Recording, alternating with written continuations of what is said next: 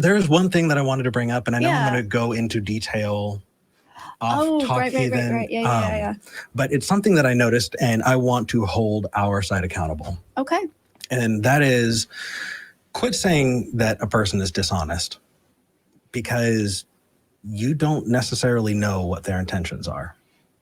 Somebody can have dishonest intentions, and the way that I separate those out is there's a dishonest argument tactic, and then there's a dishonest interlocutor. Exactly. When we say, oh, come on, that's dishonest, or that's a dishonest argument, we're not making a claim about the person's motivation. We're not saying the person is dishonest or a Poe or somehow trying to, not engage. Honestly, they just either fell for a dishonest tactic themselves or, need to get called out on a particular argument and then adapt. It's not a moral judgment that we're passing. So absolutely. And it's important because I'm seeing it all online a lot. A lot of atheists are saying, well, look at this dishonest caller.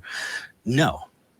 There are people who can firmly, confidently believe honestly in, an example that I bring up is the transcendental argument, the presuppositional, way of approaching things.